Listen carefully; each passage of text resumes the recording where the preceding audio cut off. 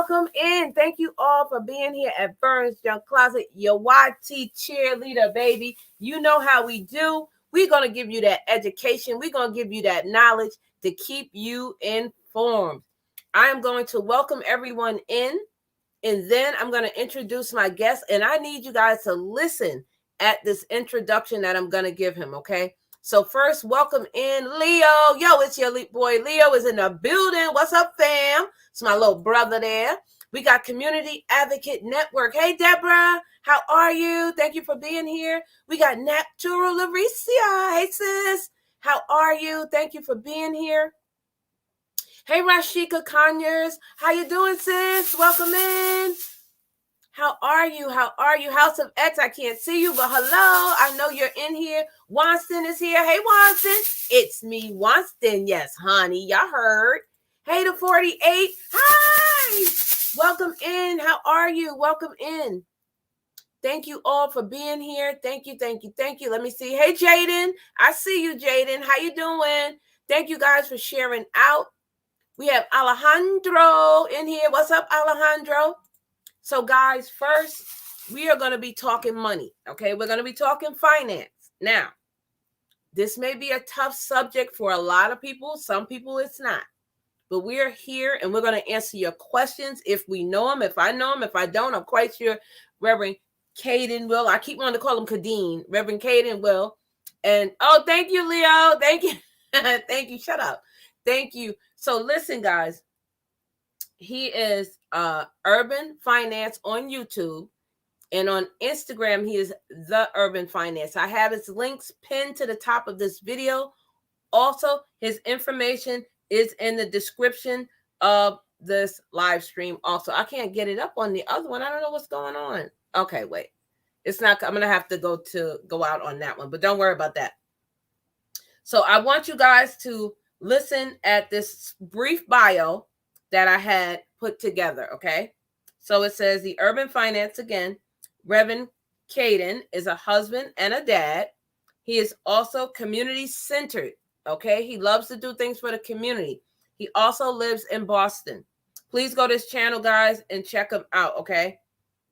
Reverend Khaden was born in Trinidad and Tobago, baby, yes!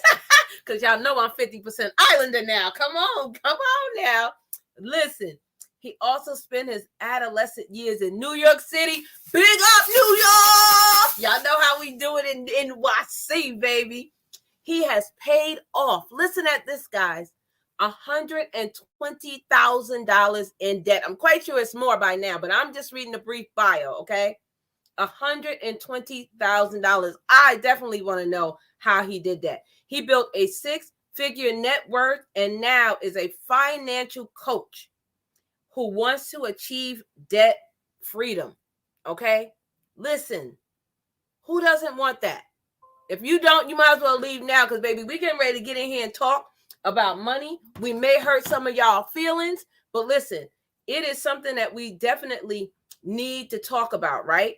We need to talk about this. And I don't know why it's not coming up on my phone, but I will bring it up on my other phone because it is up there. So, guys, I am going to welcome him in. Yes, guys, welcome him in. Y'all know how we do. Put those confettis in there. Show that love. Come on now. Put it in the chat. Y'all know how we do. I try to call you, Rochelle. Okay. Come on. Hey, Mr. Wise. How you doing? Welcome in. Hurt my feelings, said Mrs. Kinky Curly. Okay, girl. Listen, get your pens.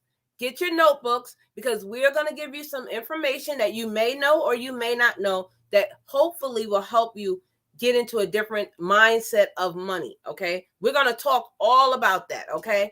So, yes, guys, come on. Give me, there go Rochelle from the VI. Come on, guys. Give us some hearts, some confettis in the chat so we can bring them up. I'm going to log out of this. I don't know why it didn't like me on there. But we are going to bring him up. Already got it next to me. All right now, girl. That's what I'm talking about. So, guys, please, I see everybody's chiming in. Everybody's giving me some, they're sharing it out. Thank you guys for the shares. We are going to bring up, with much respect, Reverend Khaden of Urban Finance. Welcome him in, guys. Woo! I am so excited excited. Yes. Y'all know how we do it. This is so much appreciated. I thank you so much for coming to my community to share your experience, because in this day and age, especially now with the world crisis, people losing their jobs, people may have had to use all their finances, people, husband and wife, both may have lost their job, or whatever the issue is. We're going to get into all of that. But first, I want him to come on and introduce himself. Tell us a little bit about him. I'm going to drop down. I'm going to give you 3 minutes to tell them what you want them to know about. I don't know if we need 3 minutes, but thank you. And I just absolutely love your energy, Vern. It is a beautiful thing to see. I thank you for inviting me on today to have this conversation. We family on here, so, Khaden is fine. And I just want to say, with my bio, I would say myself and my wife, we paid off $120,000 within 2 years. And so we had a very, very aggressive strategy to pay off debt. And we can talk about that. And, one of the things that's important for us is prepare the way for our children. We're someone that's big on family and big on the community. One of the African proverbs that I truly love that says, if you want to go fast, go alone. And if you want to go far, go together.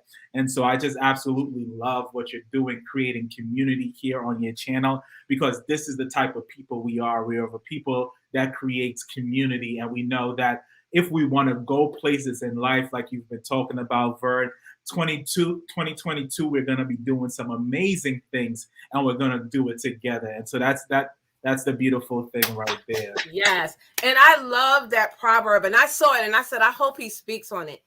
That is so true. If you want to do it, what you say, do it alone? If you want to go fast, go alone. But if you want to go far, go together. That's what I was saying. Unity. I was talking about that. Some things we do need each other to help each other get up that ladder. Now, don't get me wrong. We all have, in every nationality, those, people that want to pull you down. Yes, we definitely have that. However, if we stay in unity and help each other and give someone information that may help their life become better, baby, I'm telling you, it's so many Black folk out here. If we were together, we would get far, like seriously. I saw a post earlier today, and it said, everybody wants a piece of the pie, but people don't realize you can, life is a kitchen. You could bake your own pie. And so, that's essentially saying there's enough food, there's enough pie, there's enough whatever it is we're going after for all of us. And we certainly don't have to pull each other down. Shout out to my cousin, Oliver Brown. I see him up there on the screen. Hey, Oliver, and he has a good quote, too. I love it. He says, I'm not raising employees. I was like, what? He said, I'm not raising employees. I was like, oh, that was deep. That is amazing. Right. If you teach the child when they're young about finances, I don't know about how you were raised, but some of us in the Black community may have not been well off. So I was raised well off, you know what I'm saying? But some of us, our friends were raised not so well off. And those that didn't have money didn't know how to make it go where they needed it to go. You have to tell money where to go. Money is energy. But if you are raised with, okay, I got $1,000, let me go get that fancy chain. Okay, but what are you going to eat tomorrow? What are you saving for next week? We have to learn to get in that money mindset of that. Go ahead. No, I was going to say, and so, like you mentioned, I'm a preacher. And so I preached on Sunday. And one of the things that, I mentioned on Sunday was how I grew up, And one of the ways that I grew up, I spent my, early childhood years in Trinidad, where we had to, catch rainwater sometimes to bathe when the water was gone. And the water was gone pretty frequently. We had to wash our clothes in our hands in the tubs. And so, I was never raised with a silver spoon in my mouth. But the thing is, when you're raised sometimes in poverty, like you mentioned, unless you take the time to educate yourself, you pass on those things almost like generational curses to your children. But when you realize, because I speak to people who've been in similar situations as me, And one of the questions they ask is, why even build wealth? Like, what's the even point of saving? And it's a valid question, because when you live it, when you are raised to live like paycheck to paycheck, or money is just to spend, buy food, buy clothes and things like that, you don't really see the vision.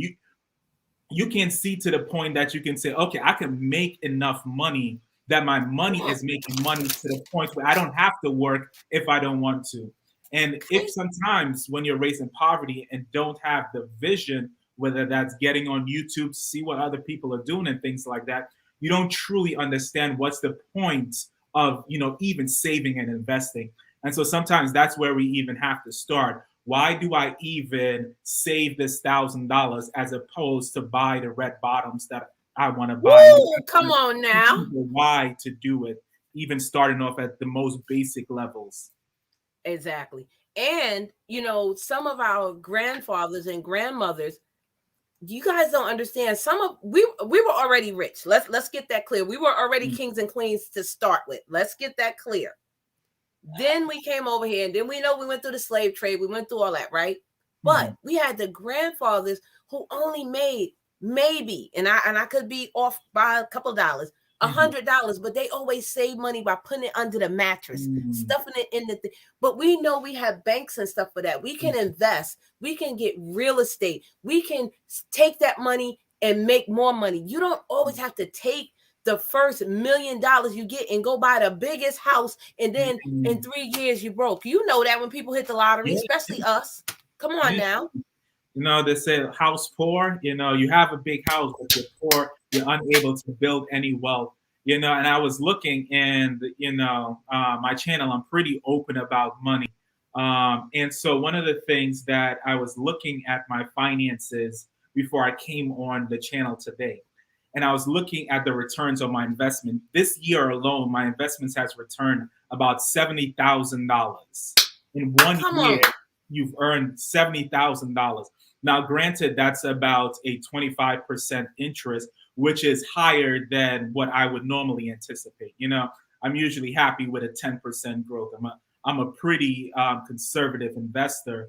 But, thinking of the fact that if you just sacrifice for a little while, because it takes sacrifice, there are trips that we could have went on that we didn't go on, and we still, and I'll say, and I mentioned that because we're passionate about traveling as well. We make sure if it wasn't in the pandemic, we would have, visited either a country or a continent. Right now. So we love traveling, and we always prioritize traveling in our budget. But when you're able to save and invest, you're able to do so much more of what you want to do. But it does take sacrifice, It does take traveling less. It does take figuring out what you really like to do as opposed to what you kind of like to do. I'm going to read Oliver's comment in a minute, but also keeping up with the Joneses and the Smiths and the Greens. Guess what? They on a budget, baby. You trying to keep up with them, but you don't realize what they doing in the background. You trying to say, oh, they got the newest car, I'm going to get the newest car. It's not always like that, because they might be need a money coach. Come on now. They may be broke, and that's what I drive a 2011 Honda Accord, which 100 and something thousand miles, maybe 154,000 miles on it. I'm taking it to be serviced this Wednesday, right? And so, and I always tell people, it doesn't cost. You can have the nicest car. Like I can go out and buy $100,000 car right now. My credit is 800 plus, and I have $100,000 in the bank, not in retirement money that I can spend.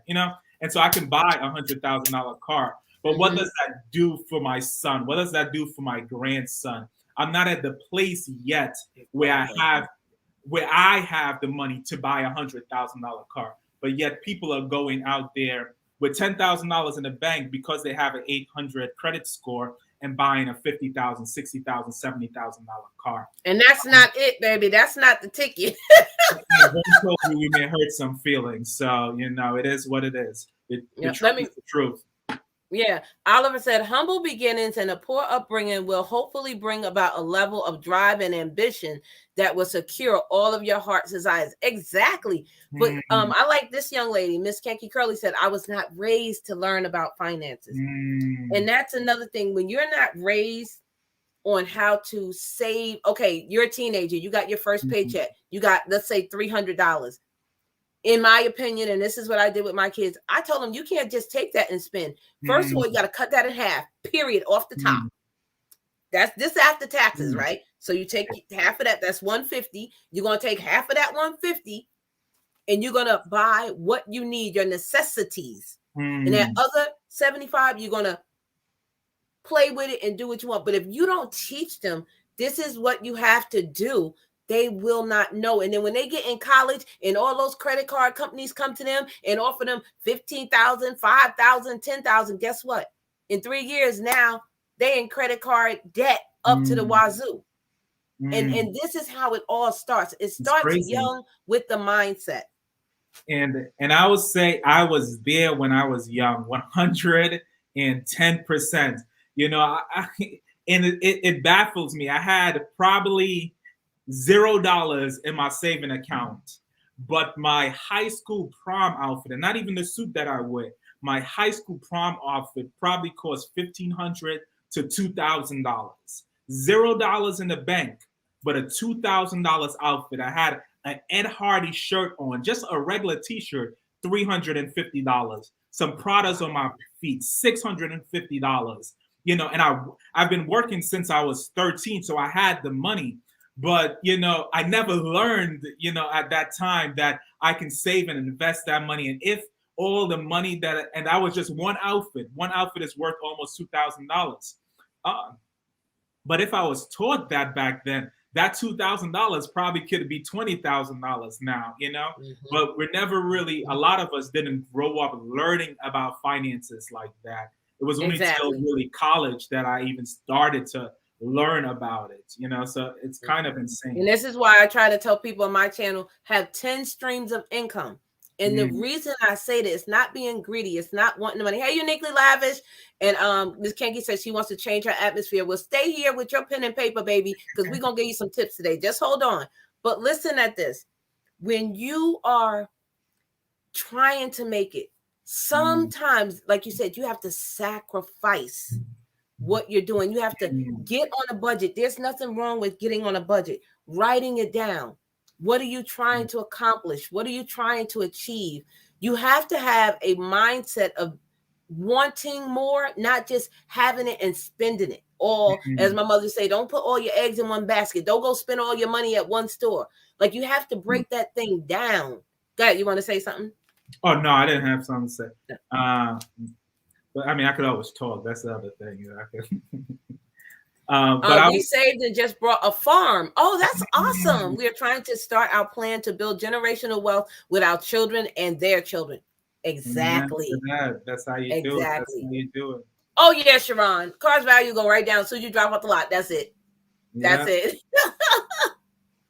Yeah, I drive a 2015 Mazda, and baby, Thor is amazing. I love my Thor. My Thor get me everywhere. Listen. And you know, I look forward to buying a newer car one day. Whenever my car finally breaks down, you know, I'll probably get a good car to replace it. And so I don't think anything is wrong with buying a new car or anything like that. I just think there's a proper procedure, a proper order of operations to do things. And when you're still buried in debt, you know, that's not necessarily the time to do those things. You know, I say my mom is, you know, my best financial student, and also the only student that I really talk publicly about. And so I see comments about my mother's always said, get a job. Then I went out and got a business. Amen to that. And so my mom, like I was saying, is my best financial student. And one of the things, you know, last year she asked me, you know, she's been on the program. She's, you know, in 2 years paid over $10,000 of debt off, you know, saved, opened a Roth IRA about 2 years ago. In 2 years, saved over $10,000 in her Roth IRA. And so one of the things that I did maybe 3 Christmas ago now, but I gave my mom and 2 of my brothers $100 and told them to start a Roth IRA. But right before the pandemic, my mom said, Khaden, I'm doing good. I'm almost done paying off all of my debt. I've saved the emergency fund like you told me to. I want to buy a car. I saved for my car in cash. I want to buy my car. And I say, Mom, I hear you. You're doing great. You're my best student. But buy the car right after you pay off your debt, because life is so unpredictable. We never know what's going to happen, and she was like, I don't even know why I talked to you because I know what you was going to say. But she listened. She didn't buy the car. She kept the money for the car. That was 2019. That was midway to 2019. 2020 came. The pandemic hit. And not only the pandemic hit, my mom worked as a home health aide. Her boss died. She lost her job for several months. But she had her emergency fund. She had the money that she would have bought the car with. And a few months later during the pandemic, and she was like, you gave me hard advice, but I'm so thankful for it now. Because if I bought the car, I would have had that additional expense when I lost my job and still have some bills that I still need to get rid of. And so, sometimes it's hard to be honest with people, but it's necessary, And if, at the end of the day, I need to go to bed feeling like, okay, I was honest, and I need to sleep well. And so, that was even hard. But, Do you know the Budget Nista? Yeah. I've seen her Tiffany? channel. I love it. Yeah. She has a great story too, how she, came up and she had, I remember her. I've been following her since 2013, 2014. She had that little raggedy car and she would not get a new car, but it wasn't a point that it was a raggedy car because it got her A to B, but she saved, and look at her now. Her and her husband, they are doing amazing. And I love Tiffany. I love her. So I'm just going to say a couple of these things. Like he said, life happens. You can have a money mishap and have already saved money. And like for me, when my husband died, and then I had to go, and raise 4 babies living in New York, in Brooklyn, New York, you know what I'm saying? So it was like all that savings was gone because I had to use that to survive. Some people have a lifestyle where they overspend. Like you said, they buy too much. Sometimes you have to cut back. You have to set goals. You can do an emergency fund, a short-term fund, and still have a savings. And if you have a job, get into the 401k. That's free money that they're offering you. You can do an IRA at the bank or the credit union. Even if you make $12,000 a year, you can still save a little bit. I'm not saying you have to save $500 a week. That's hard for some people. Yeah. But if you can sock away $25, that's $100 a month. That's $100 more that you would have spent somewhere else. So what do you think for people that are trying to get on a budget, besides the credit card debt and school debt, how can they start to save? What advice would you give them? I always say, start with your goals. Your goals is what helps you to get through those hard and difficult seasons. And because when my wife and I was paying off debt, when we were saving, there was certainly some hard seasons, and we had to remind ourselves, why are we doing this? One of the things is, not that you will, but my wife would like to be able to retire by 40. And so we need to be in a certain place financially in order for her to do that. We want to make sure that work is always an option for us, not something that we have to do. I was watching one of the stories that happened recently with the folks that was in they were in the warehouse that got hit by the tornado, I believe. Yeah, the Amazon. Was it Amazon? It may have been Amazon. It may have been another company. I can't remember. But their job told them that if they left, they would be fired. The candle company. Company. That's what it was. Some people literally have to choose between life and providing for their family. And I never want that to be a choice that my family ever has to make. In the pandemic, some people have been in jobs where truly, they're in the thick of it and they wouldn't do that job if they didn't have to do it.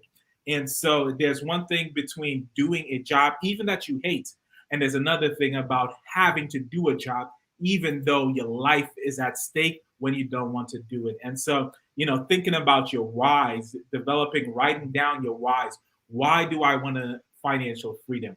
Those are the things. Why do I want to save? Why do I want to pay off debt? That's what helps you to sacrifice some of the things. Like instead of, for us, instead of going on 3 trips, we may only go on 1. Even still now that we're debt free other than our home. Mm-hmm. Oh, he said, what go on to Watson? Yes, the Islanders are in here deep, baby. I'm 50%.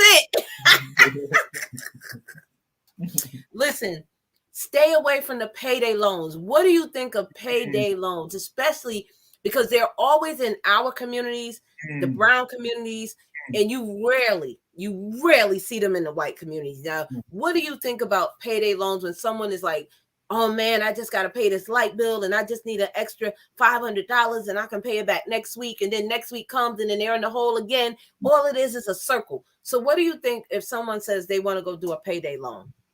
Payday loans are the absolute worst financial decision that you can make. I'll say try and do anything. There are a lot of churches, including my church, that have benevolence programs where if someone calls, even someone who don't go to the church, and asks for help, they'll actually help them. And so I would say try everything before going to a payday loan, because the whole premise of that business is to get people who need to borrow money from a payday loan company to get into that cycle. And so most people, if you don't pay back that loan, sometimes they're 100%, 200% rates per day, like practically predatory things that should be in our society that they're able to do in some payday loan companies. And so once you get into that cycle, it's something that can destroy your life completely. And so I would say stay away from those by any means necessary. Yes. I would even say I'm a prideful person, but if I have to, I'll probably beg someone for money before going to payday loan company. I know that's right. So we have a question from Point Blank Finance, who is also PBT, Point Blank Travel. So he says, Dr. Khaden, what do you think of using stable coins for an emergency fund? So for my primary emergency fund, I'm more of a cash person. Any type of cryptocurrency for me, it goes up, it goes down. It's more of an investment for me, like investing in the market than actually, cash where, obviously inflation, but, it's not volatile in the United States, I would say. Cash in some countries, stable coins may actually be better, to be frank about it. But in the United States, the dollar is a pretty stable currency.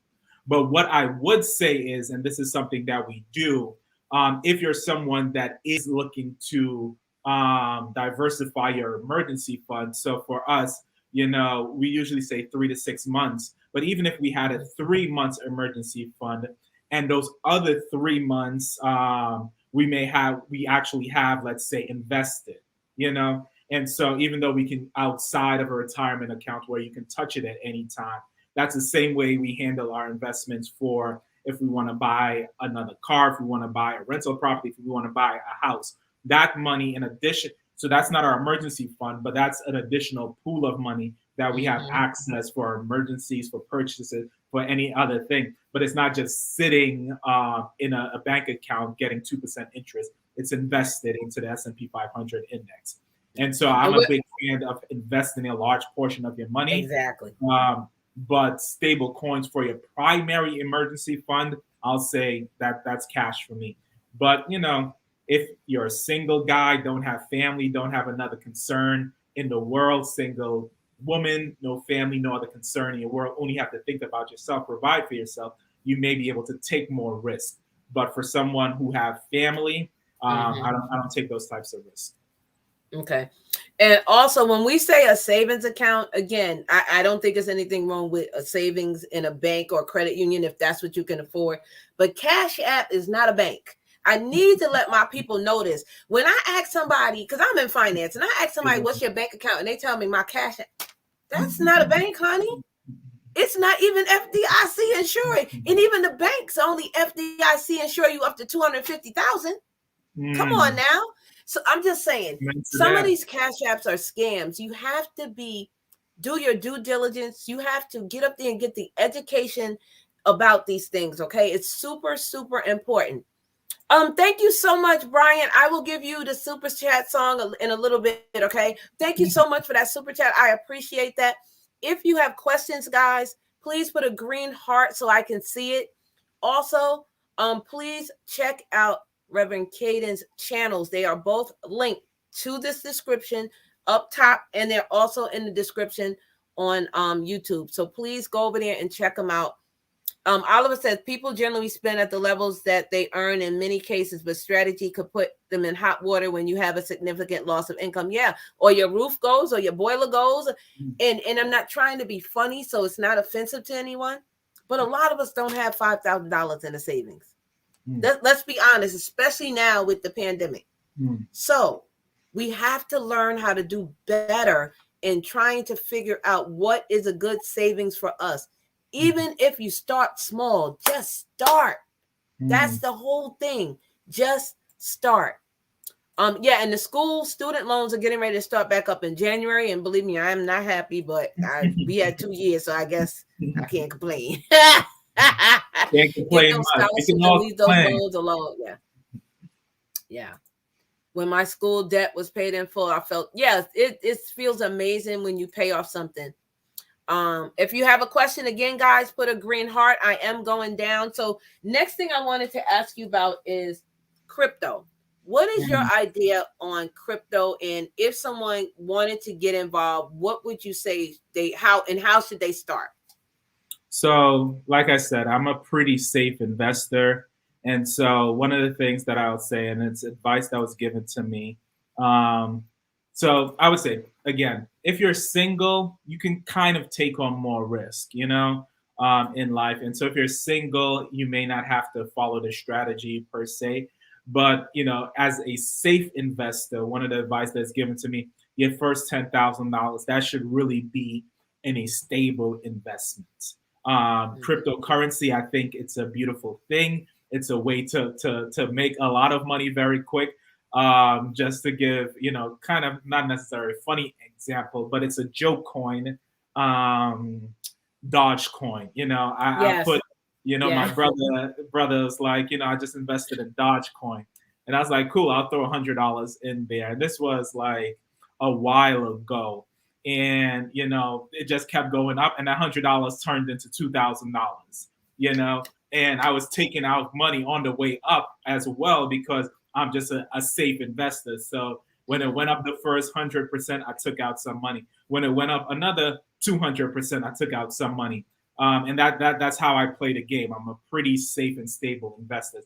And so I say, so I know that you could make a lot of money with a little bit of money get invested in crypto. My brother put in $400 and made like $20,000 on Dogecoin. And so it's like you gotta talk. Call me later. We gotta talk. So you can make good money invested in crypto, and so I can't deny that reality. But the other reality is a lot of us, for me, it was joke money. It was more of like, let me see what happens. I just happened to get lucky. But most of us don't have discretionary funds where we can just gamble away. And a lot of crypto that people are investing in are gambles. And so I would say take care of business first on the S&P 500 index side, investing, and even if you want to do more stable companies. And then if you have $100, $200, certainly not more than 1% of your net worth or 1% of your discretionary funds should be going into crypto. And again, I'm thinking of people who may have families, people who are thinking about long term, because you can build a massive amount of wealth over a long period of time. Right. There's a saying that says people often overestimate what they can do in a day and underestimate what they can do in a year. And building wealth is like that. when you're thinking 10, 20 years out, a 10% return can be massive, you know. Yeah. But you know, I must admit the attractiveness of a 2,000% return, a 3,000, 4,000% return with some cryptocurrencies that you can get is very appealing to people. And if you're young and if you have money to blow, but know that that's gambling, you know. And I'm not talking necessarily about Bitcoin or Ethereum, more stable stuff. But and so I do believe in investing in crypto, but with a very small percentage of your net worth. Okay. So before we go on here, Miss Kanky Curly, she says I want to get off fixed income. So just to go into that a little bit, do you think it would be good for her if she could afford, I'm just going to say $30 to do stocks like with Stash, Robinhood, or maybe mutual funds? Because she's on a fixed income and she's trying to get off, she probably doesn't have a lot, like $100 may be too much for her. You know, we all on different income levels. So if she was able to afford $25 or $30, would you suggest Stash or Robinhood or something like that to her? No, I think anyone can. I have an account and we started it a few months ago with Charles Schwab. I'm invested and I'm pulling it up on my phone just to give you the right information. It's primarily invested in SWPPX. That's on Charles Schwab. That's, you know, as somebody robbed someone an investment group with me. He said that's a Bentley account, so like top of the line. Charles Schwab is a top of the line brokerage, and you can start investing with as little as $1, you know, into the S&P 500 index in Charles Schwab. And so you don't need a ton of money. You know, you can start with $1 on some of the best brokerages out there. You know, and so you know that's one recommendation right there. Okay, you heard that. Oliver said, get life insurance, set up an estate plan, start a business, look at sound investments. And Oliver, I just had an amazing live stream on Saturday where we talked about life insurance. So if you guys want to know more about that, please go check it out. I did it with Charlene Heal. It was amazing. But yes, setting up an estate plan. And some of us think because we don't have a lot, we don't have an estate. Baby, you have an estate. Because if you have a child, if you have a house, even if your house only worth $100,000, I'm just saying, that's an estate. Who do you want that to go back to the state, or do you want it to go to your family? So yes, you need to get an estate plan, get a will, you start a business. You know, I said 10 streams of income. That's a stream of income. YouTube, that's a stream of income. I told you, since I've been monetized, I've been getting a check every month. I haven't missed a check. Thank goodness. You know, glory.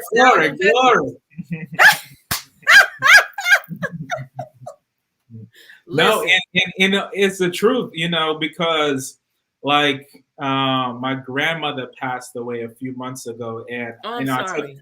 I took you know, like maybe a month off or a month and a half, and not even like intentionally, but I just wasn't in the mood to create videos or really do that. But the check still came in unfailingly, and the checks come in sometimes. You don't even have to make videos, and the checks can go up because people can be viewing your content more and more. That's you know, it's a beautiful thing having different income streams. Yeah. And Miss Kanky Curly, I'm sorry that you are in debt to payday loans. And this may not be advice for you because you may not be able to afford it. But if you, and it's in my opinion, if you are more than $100,000 in debt, that is something you may want to consider doing a bankruptcy. But if you only have $10,000, I think you can dig your way out of that. You may have to get a job. You may have to get two. Again, start a business. There's other ways that you can do. Unfortunately, I don't know how deep you are in a debt to a payday loan, but like he said, they are awful. They are the worst. And you may want to talk to someone to see if someone can help you at least climb up out of it a little bit. I don't know, what advice would you give to her, because she says she's in debt to the payday loans. Like you mentioned, I'm not sure what the total amount of that is, but I would aggressively try to get out of that debt, because the primary reason is the interest on that is literally kills you, and it puts you in a super. If you think credit cards are bad, payday loans are usually 2-3 times as worse. So you know, get out of there. Yeah, I just want to put this back up. He says stable coins don't fluctuate. They mirror the US dollar. They remain at $1 at all times. The only reason that I ask is an individual will earn 0.001% in a bank where they can earn 9% on stable coin. Okay. But do they have to invest a lot? Or is it just the dollar and then up? Yeah, so I mean, and I can't speak to that because I'm not too sure. Right. But any 9% guaranteed just sounds weird to me. So maybe you can explain point blank finance. How is the stable coin earning 9%? Because like I said, for me, 10% is a pretty good return. So a guaranteed 9%, that just sounds unheard of to the point where. Okay. Let's see. If you have a question, guys, please put the green heart so I can see it. If you have a question, target some options of investing in real estate is something that I love, especially where I live at, upstate New York. New York period is awesome. But where I live at, we have a lot of slave homes. So the homes are huge, but they cost nothing. They literally cost nothing. Like you can get a house for like $5. Like seriously, the inside, sometimes you can't see it, but because they are slave homes, that's history, so I think real estate is a great way if you have the extra funds. Now, don't think because you have one house, you can go out there and get 5 more. You have to have a plan. You have to have a goal. You have to have a strategy. Hey, your favorite couple, how are you? MP 500. You know what that is? No, I'm not sure what that is. Miss Kanky, I'm just trying to see if anyone has a question. I need to get over 1,000 on my YouTube. Okay, so question about Susu. I think I saw something like that. Now you know how I feel about the Susu now.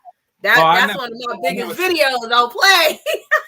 And we from New York. We know about the Susu. I'm curious because I've made several videos on Susus and the blessing looms and things like that. And so I always like to clarify that a traditional Susu is not the same as the blessing loom. And they're two completely different instruments and work totally differently. And so I was curious to know if the comment was about like a Susu that's in the form of a blessing loom or a traditional Susu. And just for clarification for the channel, the blessing loom, the concept behind that is where you can multiply your money, And so that is pretty much a pyramid scheme. That's a pyramid scheme, that's saying you can 5x, 10x, that type of thing. A traditional Susu, you don't make more than you put in. You put in, So if you have 10 people, you're not inviting people in, and those 10 people just pass the bucket around, and every person gets paid out of that 10. And so they're two completely different things. One is a pyramid scheme. One is a structure that has been used since we've been in Africa, and so two completely different instruments. But people call things the same way, and that caused confusion at that time. So Tawana says, what are some good financial tips for pastors and or churches? Oh, that's awesome. Stop spending more than you make.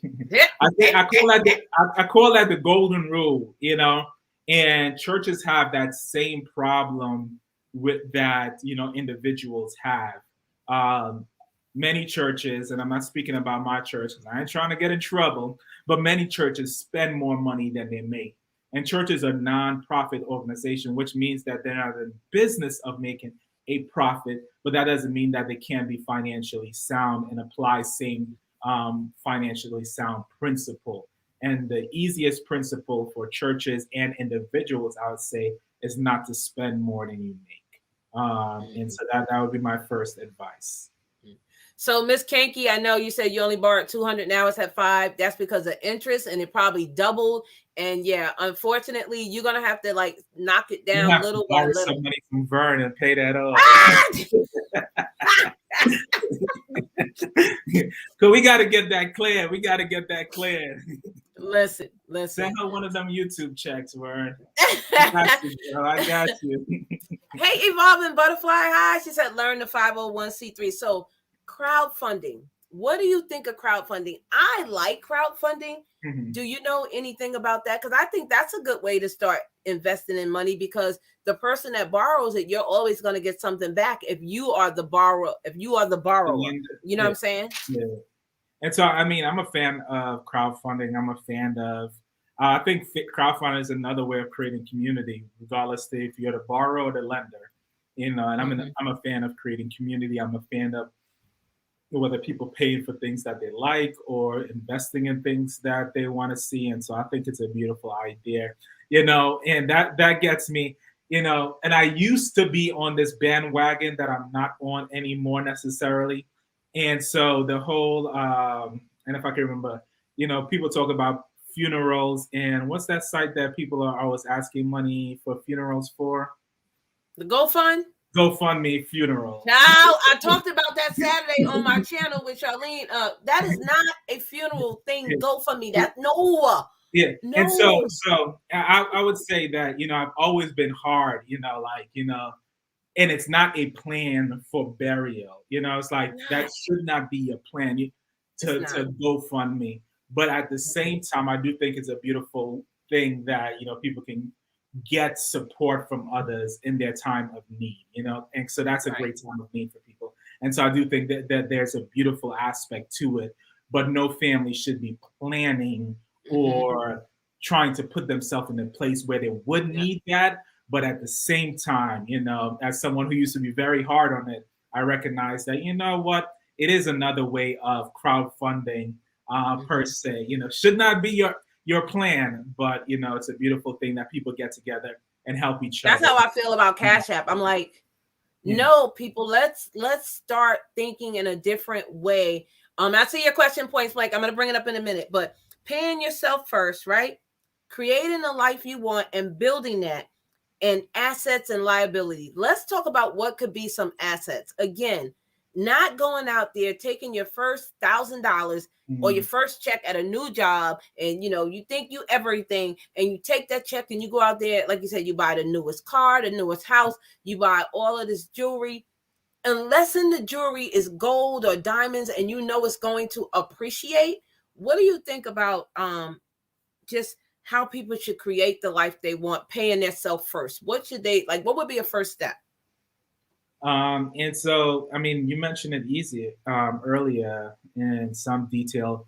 You know, you can start small. Like a lot of this is about building habits. You know, it's said that financial literacy and doing well with money is 80% behavior and 20% head knowledge. And so it's really about behavior management. That's the key right there. And so if you start saving a penny or a dollar regularly, if you start paying off your debt regularly, you're building discipline, you're building a habit. We're creatures of habit. And so as you continue to build those habits, you'll be more successful with finance. Reverend Khaden, 9% is on the Gemini US dollars and BlockFi, the US dollar Coinbase. The 9% is good because unlike banks, they take more of the proceeds from loans and give to clients than hold the stablecoin. Yeah, and so like I said, I would have to look into that more point blank finance, because I am a very skeptical person, and 9% is a very high rate of return. When you know over a consistent period of time, the S&P 500 has paid about a 10% rate of return, and so anything that is saying to me, you know, that it's a guaranteed 9% rate of return, immediately raise a red flag for me. And so I'll have to do some serious research to see, you know, I guess where those red flags potentially will show up. But, you know, if for somehow there's something that pays a 9% rate of return with no downside, I think that's the most beautiful thing in the world. I would put all of my money in it. But, you know, like my grandmother used to say, if it sounds too good to be true, it's very hard for me. Hey, Jerry, my other Virgin Island sister, what's up? I told you, man, I'm 50% Islander. You can't tell me nothing. Tawana says, what about those wanting to start a ministry in 2022? Now, I'll first say what type of ministry. And so, you know, I believe that, you know, we all have different calls. And so if God has called you to do, who am I? Who's anyone else to stop you from doing it? I think one of the beautiful things about social media, is that we can all do whatever we believe that we're called to do. And I'm someone who believes even if you're just helping one person, that's a win right there. And so if God has called you to start a ministry, pray about it. I'll say fast about it, continue to seek God about it. And then, even find the right communities similar to, what Vern is doing here on YouTube and get to those communities because they can help you to learn and grow in whatever ministry that is. Feel free to drop in the comment section what type of ministry you're feeling called to. I'll be curious to hear. Tawana, yes. Again, I did a live stream on Saturday about life insurance, but I'll have him touch briefly on it because we want to stay on the topic of money first. But talk about how important life insurance is for someone. And actually, life insurance, you can actually get cheaper than, going to these GoFundMe, because if you get a policy, you can get a policy for low as $12 from USAA. If you go back to that live stream Saturday, you see we talked about that. But especially for us, the brown community and the Black community, talk about how important this life insurance is. So I would say, my son got a life insurance policy the day, week after he was born. And so, I think it's important to be insured. I have a life insurance policy that gives safety to my family. My wife has a life insurance policy. And so I believe it is super important to have a life insurance policy. That's how you take care of your family. That's how you provide for your for generations to come. Now, I'm someone who, like I say, I have a 30-year policy that will expire when I'm 60. And so I don't necessarily plan to get life insurance after I'm 60 because, life insurance, the primary purpose of it is to cover your family just in case something happens in your life. But the other part of that is that during those 30 years, you're supposed to be on the back end making sure that you're putting things in place that even after you're gone, after that 30 years, that your family is now set. So let's say I have $1 million policy right now, right? And so if I die within the next 30 years, by the time that I'm 60, then my family will get $1 million that will pay off the house, that will probably allow them to, live a very comfortable life because we're already debt free except for our home. We already have enough money invested that for our retirements. We have enough money invested for if we were to retire and things of that nature. But if I'm after 60 and I talk about this channel, my goal is to be at least a decamillionaire, so to have at least 10 million in the bank. And so I would know that if I'm hitting 60, that I would have at least $10 million invested. So that $1 million is not as significant now on the other side of 60 for me. But because you can buy life insurance so cheap at a young age, it's just, it's a no-brainer. It really is a no-brainer to get life insurance, especially when you're young. Just go to a reputable company, and that's the whole point of doing it young, to let it last. Because the younger you are, the better it is for you. And the older you are, it gets more expensive. Now, my prayer is that my life insurance never activates, because I want to live a long life. And that's fine. That's fine that they will get to keep maybe $20,000 and not pay out that $1 million because I guarantee my family's safety, And so, but when you're young, you really, really can get a very good life insurance policy. And I want to touch base on Evolving Butterfly. She says, I hate doing business through Cash App. Actually, there has been a law update that now, even if you're a business or if you're a person and you get more than $600 on a Cash App, you have to pay taxes on it. So if you're a business, you need to get the swipe, the square, or you need to get some kind of credit card reader, or you need to get something else. Don't use Cash App for your business, especially if you think you're going to make more than $600. The same with YouTube. If you make more than $600, you got to pay taxes on that. So last year I made about $7,000, and guess what? I had to pay taxes on that money. So listen, baby, you got to pay taxes on that. So you have to make sure.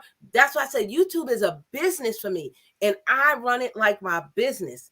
And you have to know this is a stream of income.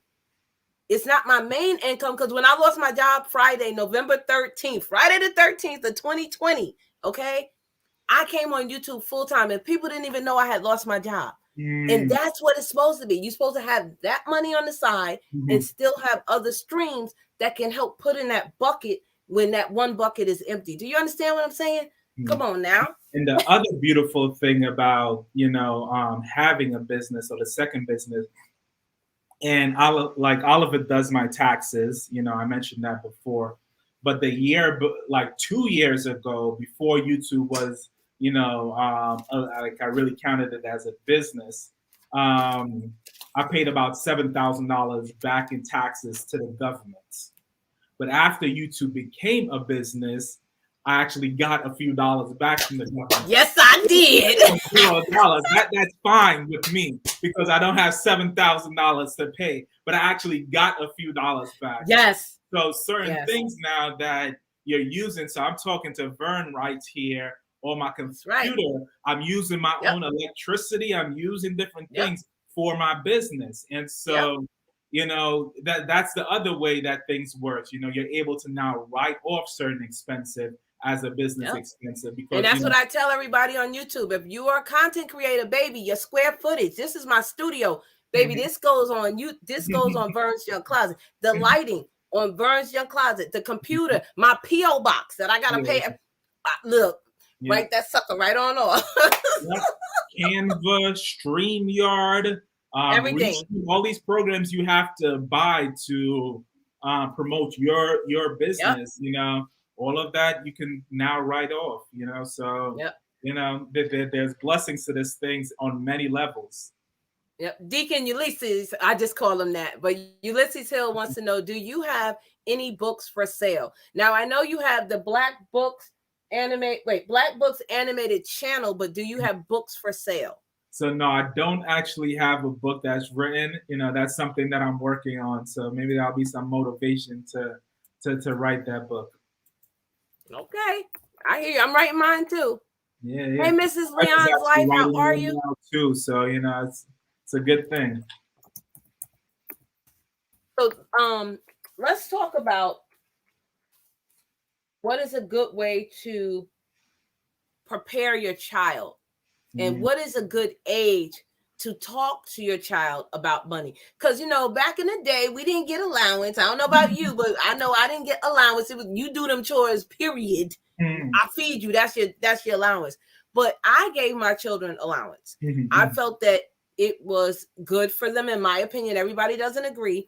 But I think if you give that to them, they can say, okay, if I do this chore, I get this money. What can I do with this money? Okay, you got to buy your necessities because I'm not buying that. That's why you have an allowance. So what do you think is a good age for children and a good age for parents to talk to children about money? Amen, amen. And I'll say yes, Tawana. Those write-offs are a blessing. And so to talk to children, I started reading my son financial books when he was in my wife's stomach. And so that kind of come on now, say that again. That kind of gives you the idea what my train of thought is. I talk to my son is 21 months old, and I talk to him about finance already. And people may think that he can't pick up, but the dude is so smart that it's unbelievable. And so, and I genuinely say that to say, you can start as soon as your child is born, or like I did before they are born. Before children go to kindergartens, you can start teaching them certain principles, certain lessons that will benefit them financially. I think one of the best financial principles that you can teach someone is about delayed gratification. That you can teach someone that in all aspects of their life. And so these are different principles that, will not just bless them from a financial perspective, but bless them in various areas of their life. You can show them compound interest, how compound interest works. Come on now. Different ways that may be applicable to them in their situation. And so I think, I wouldn't even say as early as they can talk. I literally will go back to say I was reading my son books about finance while he was in my wife's belly. There are a bunch of children finance books out there. And so, it's never too early to start. Yeah. And and I would say that we also started, we have an investment account for our son. We have a 529 account for our son. And so, he will probably start learning about those accounts probably as early as, maybe age 3 or 4, where he can actually, kind of communicate more back and forward. And so I think, we should be planning financially for our children, certainly, even before they're born. But we can start that dialogue as soon as they get here. It's just another thing to talk to your child about. So Brown and Beachy is a traveler, and she's swearing at me right now because, honey, I need something. Okay. So she goes, a good way to access immediate cash to stop eating out. Hush, hush, hush. Take that money and invest in. I know my wife need my Dunkin' Donuts. That's my thing. Yeah, my wife loves it. My wife loves it. She, and I don't think she's watching right now, but she was saying, babe, in January, we're gonna go on a no eating out diet. We're gonna not eat out at all, and just because, so we'll see how it goes, because this Christmas we dropped some serious cash, but we'll see. My wife absolutely loves eating out. That's her guilty pleasure. Okay, Mrs. Leon Life is one of my booskies, and I have baby booskies. I have 5 people that have babies, so I call them my baby booskies. She said her baby was 10 pounds 4 ounces. Girl, what? Ooh. That wasn't baby. That was a 3-month-old. Well, I know. My son is 25 pounds now. Jeez. And I knew you would do around the 10th. I will be sending your gift out not this weekend because it's Christmas. I'll get it out next weekend. But your gift is already there, packaged. I just, you got to send me your address, which I think you did an email. But if you didn't, send it again in email so I can get it. Congratulations. Welcome to Baby Booski. I'm so excited. Tawana says, let's see. Yay, congrats. I'm trying to see if you guys have a question, please put a green heart.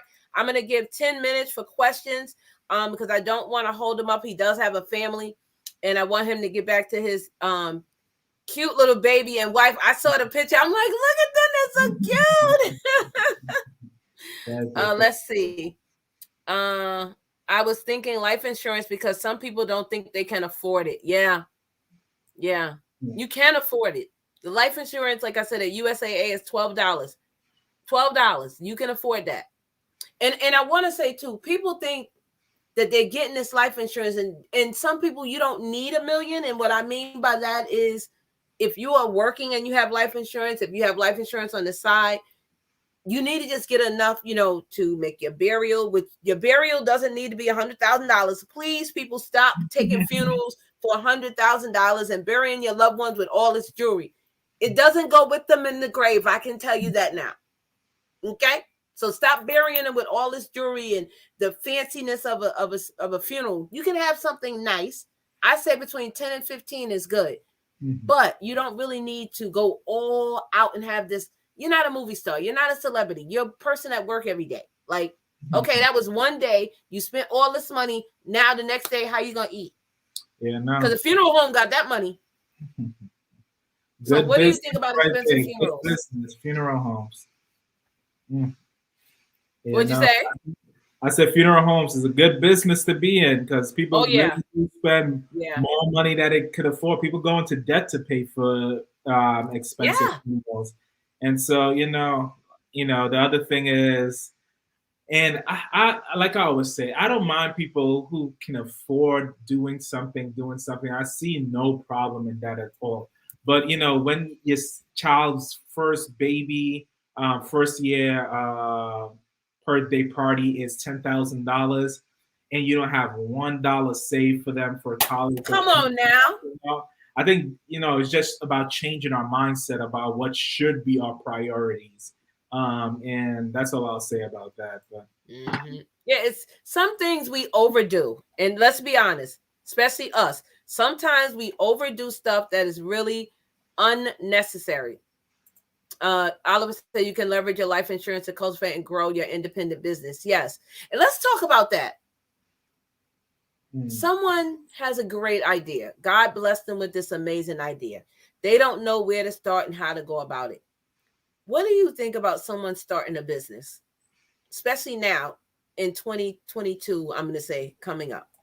I mean, I think if you're passionate about something, you can go wrong starting a business on side. You know, the thing that I may have some, not even some issue with, but I do think again, if you have priorities like a family, make sure that the stream of income can or is able to do what you needed to do before transitioning to your 9 to 5. Some people may say, I'm passionate about X, Y, and Z, and then immediately leave their jobs with no plan and have a family to support. Now, if you're single, that may work for you. Throw yourself into what you're trying to do. But if you have a family, if you have a wife, if you have children, prioritize their safety and do this as a side hustle first until it's able to provide for your family first. But if you're passionate about something, absolutely go into business. Especially if it's something you love. That will bring joy to you. You will love what you do.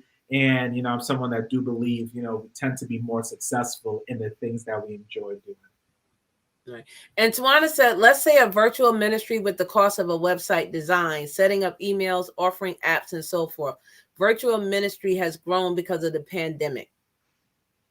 Yeah, no, I mean, I know a lot of people that do various type of ministries virtually and have become very successful in the last 2 years. A lot of people's ministry has absolutely exploded because a lot more people are on like Facebook and Instagram and are looking for that type of thing where they don't actually have to come out their home. And so if God has given you a ministry vision, especially a virtual one, it's a beautiful time for that. Another question. What do you think about people that get all these credit cards and don't have a pot no window? Now, I'm not talking about you good. I'm not talking about those people. Because people think that getting all these credit cards and having all this money, you got to pay that back. And don't think just because you got a credit card here and you got a credit card there. I'm talking about the working everyday person that really can't afford it, that may have a family of 3. And I'm talking about those kind of people. What do you think or say to them about getting all these credit cards? I love that you said they don't have a pot no window. You just said it. You know what I wanted to say. You the Islander. You know what I want to say. But yeah, and I totally agree with you. I think, I'll say I do have a credit card. I do use my credit card. I mainly use my credit card for large expenses. So if we're going on vacation and things like that. But I'm someone that's more on the side of if you're going to use a credit card, have the money to pay for it.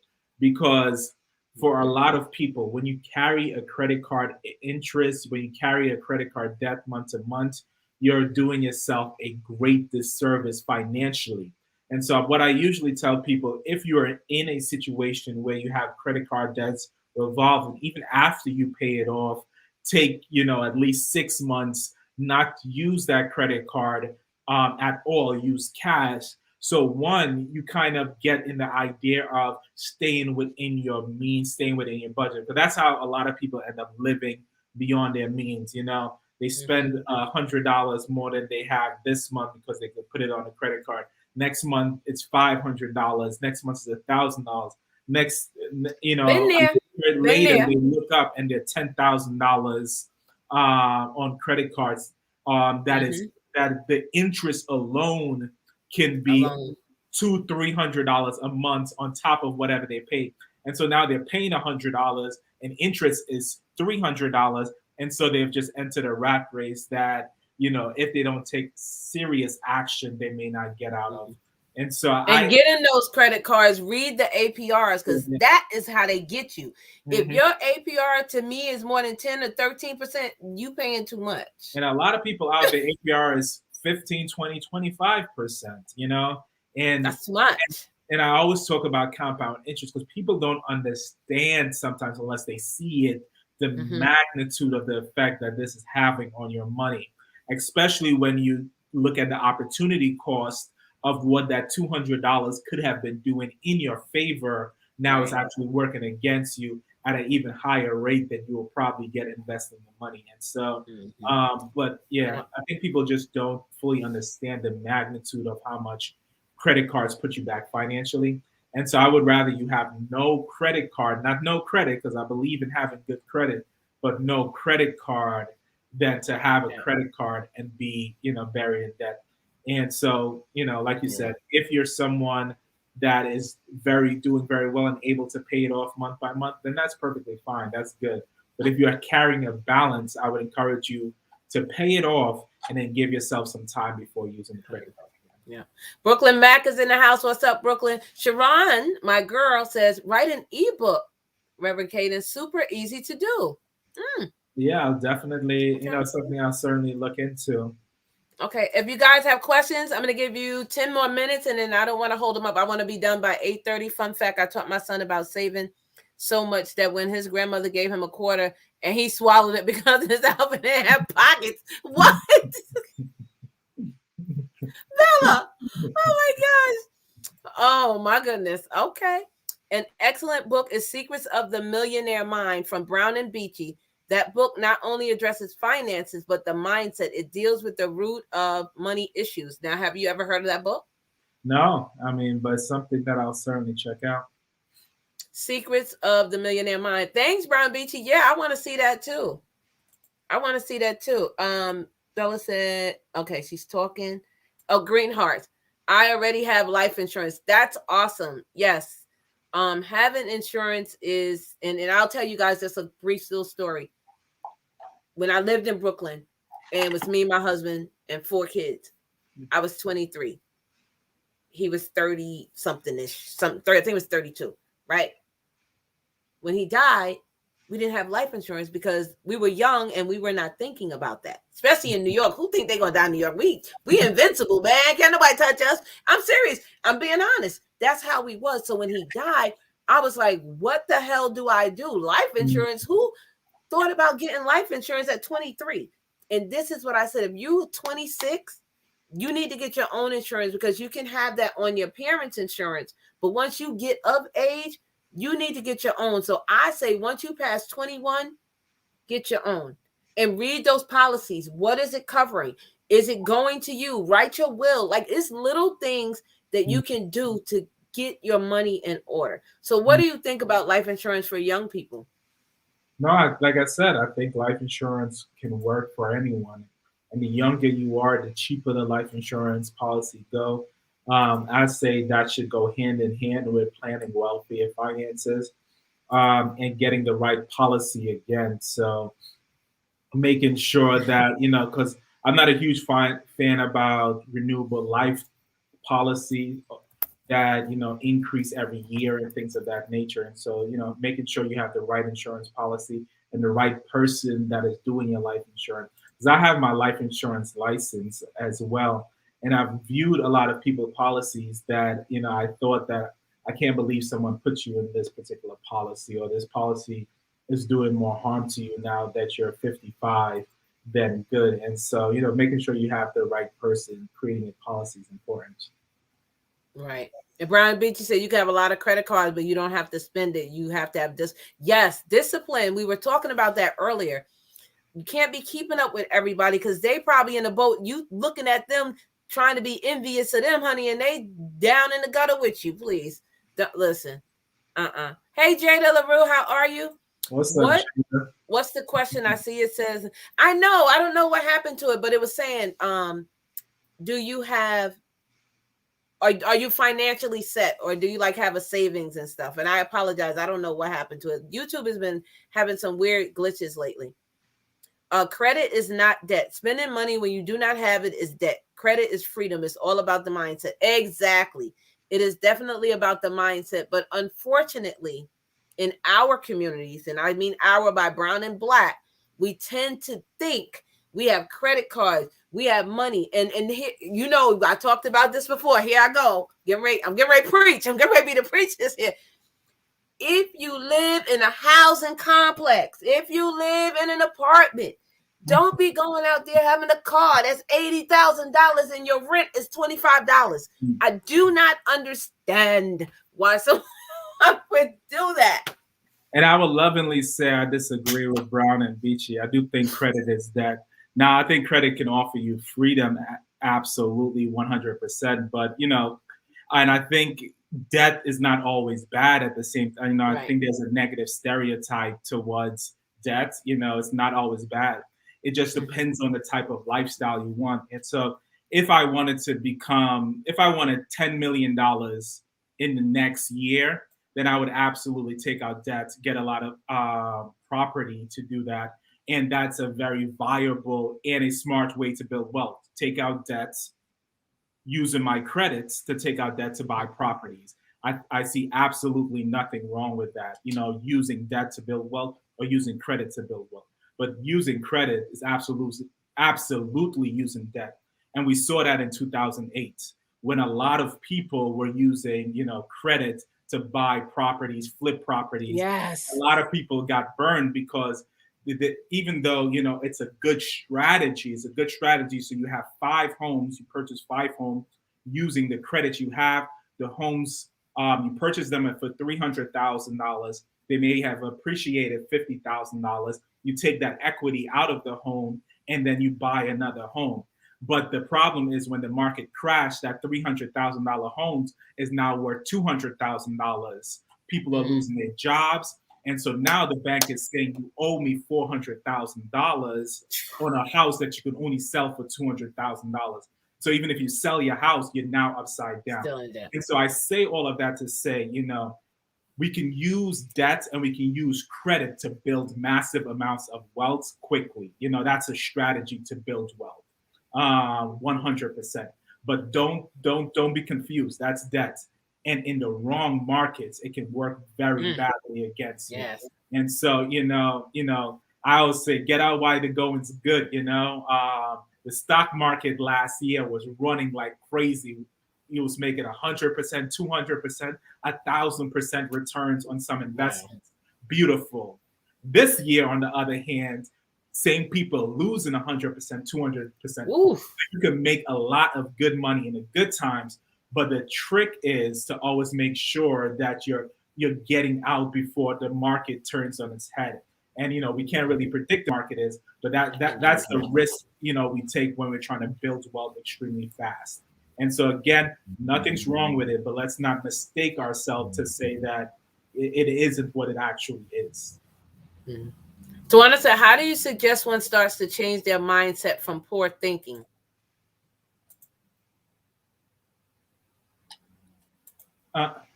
So I think, for me, again, and I said this before, and I'll go back to this, it's hard to make someone do what they don't want to do. And so one of the things is making sure that you know why. And if you come up with a strong enough why for whatever goals that you want to accomplish, that will help you to go get through those difficult seasons in your life.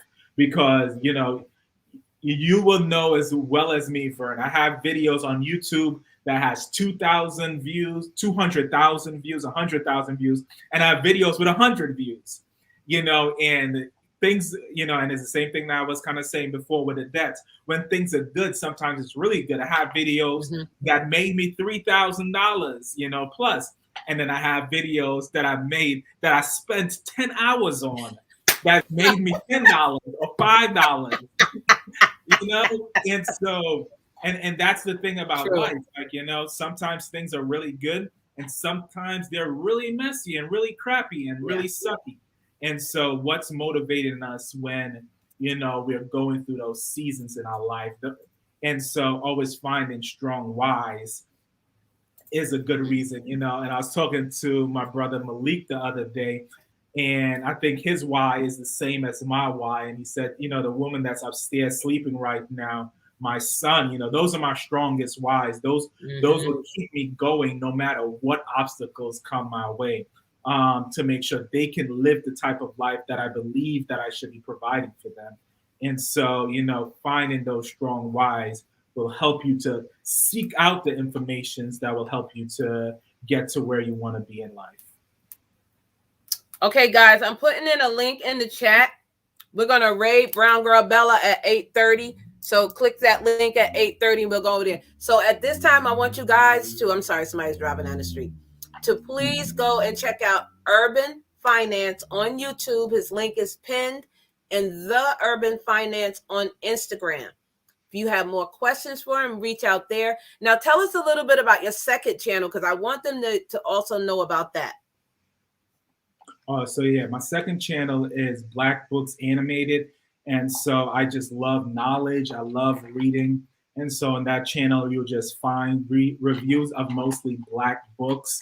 And so, you know, from books that deals with personal finance and financial literacy to books that is about Black history, like, for example, the autobiography of Malcolm X, or, you know, the history. Oh, yes. Yeah, of the rise and fall of Marcus Garvey, that book that was put out there. I have the book about 50 cents that I actually love. I think is Hustle Smarter, or Hustle Smarter, Hustles. But it was an absolutely amazing read, and it just teaches you about the mindset to build serious wealth and the lessons that 50 learned throughout his journey. One of the things he said when he became, you know, when he first started making that rap of money, he went out in Connecticut and buy a huge mansion. And he had a mansion that was bigger than some billionaires probably potentially had. Yep. And then he realized why, because he really couldn't afford that mansion. Because even though the mansion, let's say, cost $2 million, the cost to heat the mansion, the cost for the lights of the mansion hadn't broke, you know? And so he was making millions, was broke because he had to keep up with a house. And so, and that was Oliver said earlier, you know, people tend to spend as much according to the amount that they make. So you see someone's making $1 million, DMX, for example, you know, one of his kids said his estate is worth $50,000. You know, you imagine making 10, 20, 30, 40, 50, 100 MC Hammer. Some of these people were making $50, $100 million and still end up broke, because no matter, and that's primarily because sometimes, unfortunately, the rappers who don't have that financial literacy, they're thinking, okay, I'm making so much money that I can put everything on credits. And they're putting everything on credit, thinking that the stream will come in like it always has. But when that money starts drying up, and then you have a $10 million mansion that is costing you $500,000 to run a year, and you're now only making $250,000, you're gonna end up upside down. And so, you know, like I said, I'm not someone that is against debt. I'm not someone that is against credit. But we have a lot of examples of people who make massive amounts of money that use credit in the wrong way. And so, you know, sometimes we think we're immune to doing the same, but we're really not, you know. And so it's really checking the difference in emotion. Again, like I said, I'm someone, I'm not against debt. You know, I believe in debts. I'll probably buy properties, continue to buy properties using credit. And I think it's a good way to build wealth. But I think, you know, slow and steady is always going to be my strategy. Yes. Some of it's for show. They take that and got all that, but then they owe the executives and the directors and the producers all this money. They rented out this mansion and now they got to pay all that back. All that stuff is not theirs or free. But he told how he ended up broke doing that, impressing friends. A lot. Spending, you know, he was making millions and spending millions more than he was making. And, you know. Look at Will Smith. He lost his first million, but then he turned around and got it back. Thank goodness. But his first million, helping out friends, buying this, and lost $1 million. I'm like, how do you lose $1 million? So you who making $500,000 a year, thinking that, you know, this is going to carry you for forever and you're living this lavish life, we spend, no matter how much money we make, a lot of people end up living beyond their means. And so it's really about controlling that desire to live beyond your means. That's what helps people build the wealth. And when people get that down pat, they start building a lot more wealth. And Malcolm X is my birthday twin, May 19th. Yes, I got his picture when I'm doing this. I love me some Malcolm X. I love Martin Luther King too. But Malcolm X, I more resonated with because of his change, how he went through that. And it was amazing. You know who else's birthday is on May 19th? May 19th, that's his birthday, yep. You know who else's birthday on May 19th? My wife. Wait. Oh, shut up! It is? Yeah, I got the same birthday, huh? Oh my gosh! Yeah. She must be an amazing spirit. She must be is an an amazing human being. You know, God has blessed me bountifully. But yeah, mine is May 1st, so I'm Taurus as well. I'm Taurus in the house. See, I knew we had a connection. But yeah. So at this time, guys, I want to invite you again. Please go check him out on Instagram. Check him out on YouTube. Check out his second channel. And again, it's called Black Books Animated. And thank you for the share. I did see it earlier. We are going to raid Brown Girl Bella, guys. The link is right there. Go over and say VJC raid or Booski raid. She'll know exactly who it is. I will meet you guys over there in a few minutes. I just want to say again, thank you for taking this opportunity out to just come on here and to share that knowledge with us. I super appreciate it. And you and all of us family now, y'all ain't going nowhere. I'm be like, listen, I need a hookup. I need you to help. Because I have several questions off the scene about finance, about the stocks. Because I have a lot. I just don't know how to make it earn more for me. Yeah. It's earning, but it's not earning enough. So we'll talk about that because listen, you have to have that mindset of wanting to be financially, what did you call it? Debt free. You have to have that mindset. Financial freedom. I mean, that's the goal. That's the goal for me. You know, it has the thing about the FIRE community, financially independent, retire early.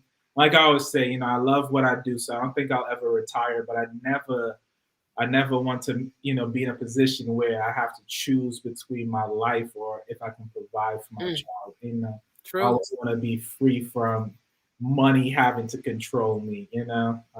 But yeah. Well, again, thank you guys for being here. Please go and raid Brown Girl Bella. I will meet you over there. Khaden, hold on one moment. I'm just going to play this song and I'll be right back. And guys, and we're going to be out of here, guys. Hold on one moment.